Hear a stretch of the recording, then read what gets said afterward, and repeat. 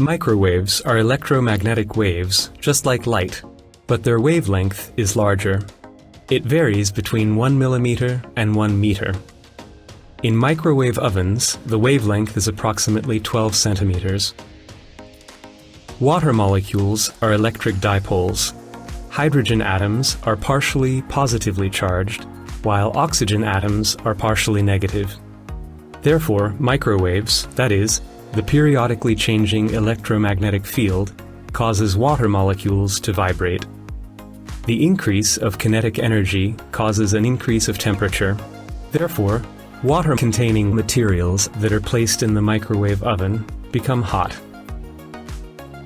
The magnetron generates microwaves using electric current, which are directed into the cooking cavity by a waveguide. There, they are scattered by the blades of a fan. Reflected by the inner metal walls of the cooking cavity, the waves enter food and make it hot. The door to the oven is fitted with a protective mesh, which prevents microwaves from escaping from the cooking cavity. Without this protective layer, our tissues would also heat up while standing near the oven, which could lead to burns.